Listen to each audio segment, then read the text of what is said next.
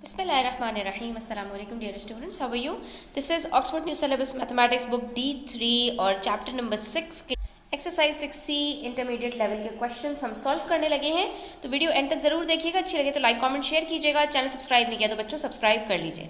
यहाँ पर आपसे कह रहे हैं the diagram shows triangle ABC। आप देख सकते हो इसके अंदर एक ट्राइंगल बना हुआ है ABC जिसके कोऑर्डिनेट्स हैं और इसके वर्टिसेस जो हमारे पास दिए हुए हैं उनके कोऑर्डिनेट्स हमें बताए हैं।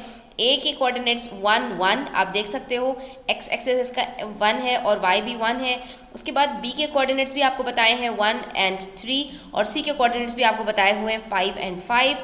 अब आपसे जो सवाल पूछा गया है यहाँ पर बच्चों वो ये है कि 3 पार्ट्स में आपसे कहा है इसको हल कर दीजिए। पहली बात कि इसका एरिया कैलकुलेट कर दीजिए। एरिया के लिए आपको जल्दी से फॉर्मूला जहन में आ जाना चाहिए कि half into base into height.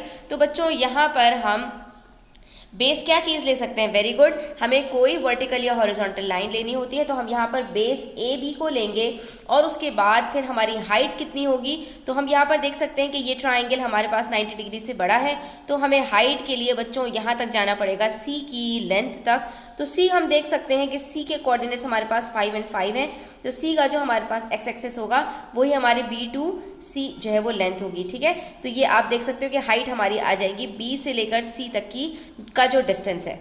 ठीक है, मगर बी से सी तक का डिस्टेंस ये वाला नहीं बच्चों जो डायगनली आपको यहाँ पे शो हो रहा है, बल्कि जो इसकी हाइट बनेगी परपेंडिकुलर। ठीक है, तो उसकी बात हम यहाँ पे कर रहे हैं। तो ये दोनों चीज़ें तो हम आसानी से कैलकुलेट कर लेंगे क्योंकि हम पिछली एक्सरसाइजेस के अंदर क्वेश्चंस में अच्छी तरह से इसको सीख चुके हैं कैसे कैलकुलेट किया जाता है। ठीक है, और उसके बाद फिर हमसे कह रहे हैं find the gradient of the line passing through B and C. अब ये जो लाइन जा रही है बी और सी को कट कर रही है इसका हमें ग्रेडियंट निकालना है। तो उसके लिए भी कोई प्रॉब्लम नहीं है। ग्रेडियंट निकालने के लिए हमें 2 वर्टिसेस के कोऑर्डिनेट्स चाहिए होते हैं। दोनों के कोऑर्डिनेट्स यहाँ पर गिवन है। आपने y2 minus y1 upon x2 minus x1 करना है, आपके पास यहाँ पे ग्रेडियंट निकल आएगा। और उसके बाद बारी आती है इक्वेशन निकालनी है हमें ए एंड सी की। ये जो लाइन आपके पास है इस ए और सी की हमें इक्वेशन निकालनी है। इक्वेशन निकालने के लिए भी बच्चों आपके पास या तो 2 अदर कोऑर्डिनेट्स हो या आपके पास एक कोऑर्डिनेट हो और दूसरी चीज़ ग्रेडियंट दिया हुआ हो या ग्रेडियंट के साथ y इंटरसेप्ट दिया हुआ हो। तो बच्चों यहाँ पर हमारे पास सिर्फ 2 अदर जो कोऑर्डिनेट्स हैं वो गिवन है, इसकी मदद से हम निकालेंगे इक्वेशन को। तो आइए सॉल्व करना स्टार्ट करते हैं। वीडियो एंड तक जरूर देखिएगा, अच्छी लगे तो लाइक कमेंट शेयर कीजिएगा। चैनल सब्सक्राइब नहीं किया तो सब्सक्राइब कर लीजिए। तो बच्चों पहली चीज़ एरिया निकालना है जो आपके लिए बच्चों का खेल बन चुका है अब तक।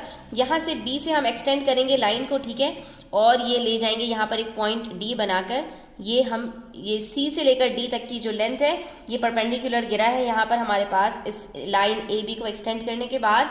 तो ये हमारे पास हाइट हो जाएगी और ये हमारे पास बेस ऑलरेडी गिवन है ए से लेकर बी तक। तो इसकी हमारे पास लेंथ क्या है 3 माइनस 1 y2 माइनस y1। ठीक है, एक्स की वैल्यू तो सेम रहती है। और सी से लेकर डी तक की x2 माइनस x1, जबकि x हमारे पास यहाँ पे 5 है और x1 हमारे पास 1 है तो 5 माइनस 1।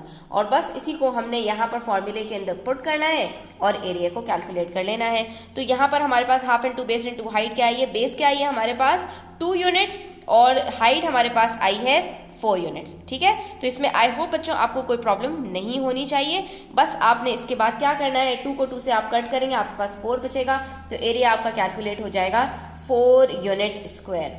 ठीक है, एरिया कैलकुलेट करने के बाद हम बात करते हैं ग्रेडियंट की। तो ये भी बच्चों सिंपल हो चुका है हमारे लिए क्योंकि हमारे पास यहाँ पे कोऑर्डिनेट्स दिए हुए हैं। बी के भी और सी के भी कोऑर्डिनेट्स ही चाहिए होते हैं ग्रेडियंट निकालने के लिए क्योंकि उसका फॉर्मूला है y2 minus y1 upon x2 minus x1। जहाँ पर हमने सपोज कर लिया है x1 y1 हमारे पास b के कोऑर्डिनेट्स हैं और x2 y2 c के कोऑर्डिनेट्स हैं। बस वैल्यूज़ को जब पुट किया तो हमारे पास आंसर आया 2/4। हमने इसको सिंप्लीफाई कर लिया तो हमारे पास ये आंसर आ गया 1/2। ठीक है बच्चों, तो ये भी आपके लिए कोई प्रॉब्लम वाली चीज़ नहीं है। नंबर 3 हमारे पास है find the equation of the line passing through A and C.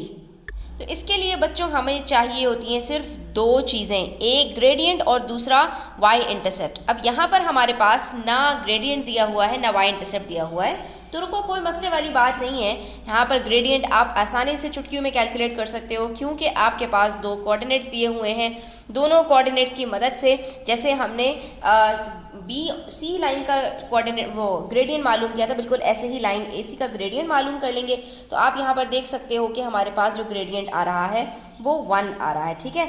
अब इसको हम इक्वेशन के अंदर पुट करेंगे, तो इक्वेशन में पुट करने के लिए हमें y और x की वैल्यू किसी भी एक वर्टेक्स की लेनी होती है।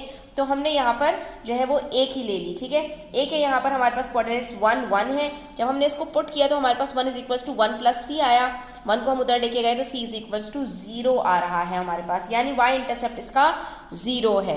तो इक्वेशन के अंदर हम ग्रेडियंट और y इंटरसेप्ट को पुट करेंगे।